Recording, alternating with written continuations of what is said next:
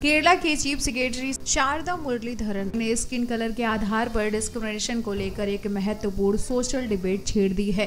एक भावनात्मक और मार्मिक फेसबुक पोस्ट में उन्होंने इस बात पर प्रकाश डाला है कि महिलाएं चाहे घर में हो या वर्क प्लेस पर स्किन कलर के कारण किस प्रकार के बायसेस का सामना करती हैं। उन्होंने खुलकर साझा किया कि डार्क स्किन महिलाओं के प्रति सोसाइटी में व्याप्त डिस्क्रिमिनेशन का वह स्वयं शिकार रही है और यहाँ तक कि एडमिनिस्ट्रेशन के टॉप पोजीशन पर होने के बावजूद इससे बच नहीं सकी। अपने करियर के दौरान अनुभव किए गए बायसेस को साझा करते हुए उन्होंने इस स्टीरियोटाइप को चैलेंज करने की आवश्यकता पर जोर दिया है। उनके कमेंट्स ने रेसल और जेंडर बायसेस पर डिस्कशन को जन्म दिया है और उन्हें सपोर्ट भी मिल रहा है। तो कौन है शारदा मुरलीधरन? शारदा मुरलीधरन 1990 बैच की IAS ऑफिसर हैं, जिन्होंने सितंबर 2024 में अपने हस्बैंड डॉक्टर वेणु के स्थान पर केरला के चीफ सेक्रेटरी का पद ग्रहण किया।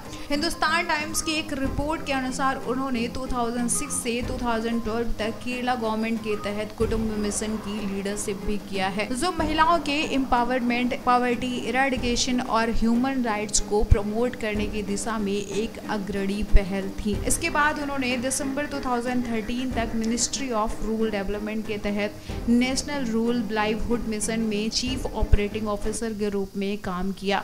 अपने पोस्ट में शारदा मुरलीधरन ने एक कमेंट्स का उल्लेख किया, जिसमें उन्होंने कहा कि किसी ने उनके कार्यकाल को उतना ही काला कहा है जितना उनके हस्बैंड का व्हाइट होना।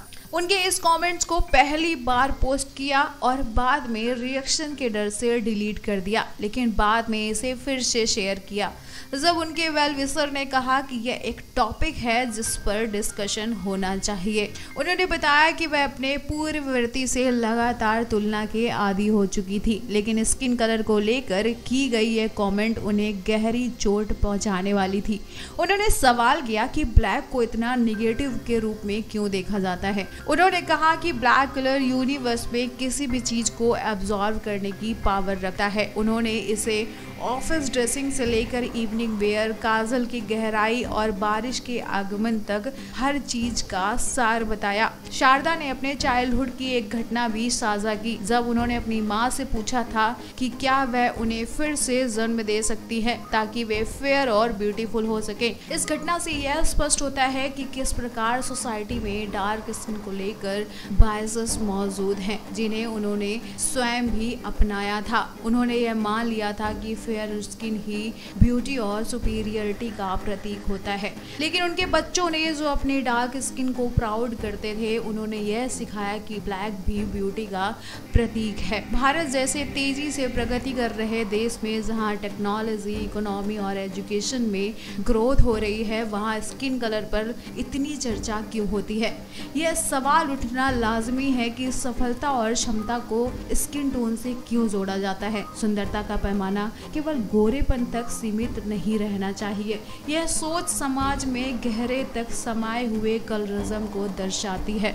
दुनिया के कई विकसित देशों में, खासकर पश्चिमी देशों में, स्किन कलर को लेकर अवेयरनेस बढ़ी है और फेयरनेस को ब्यूटी का एकमात्र मानक मानने की मानसिकता को चुनौती दी गई है।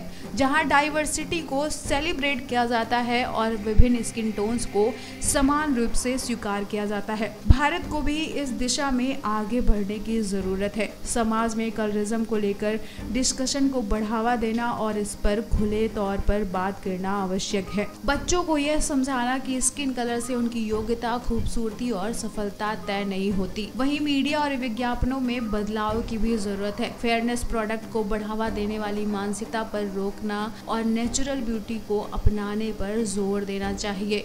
दूसरे देशों से हमें सीखना चाहिए कि जहां सभी स्किन टोन को स्वीकार किया जाता है और लोगों को उनके काम और प्रतिभा के आधार पर आंका जाता है। मुरलीधरन के इस पोस्ट ने सोसाइटी में कलरिज्म से जुड़ी गहरी जड़ों को उजागर किया है और इस विषय पर एक महत्वपूर्ण डायलॉग की शुरुआत की है, जिससे लोगों को अपने अंदर व्याप्त बायसेस पर विचार करने का अवसर भी मिला है, जो इस प्रकार है: black is beautiful, black is gorgeous, I did black. Sarada Muraleedharan के इस पोस्ट पर आपकी क्या राय है? हमें कमेंट में जरूर बताइएगा।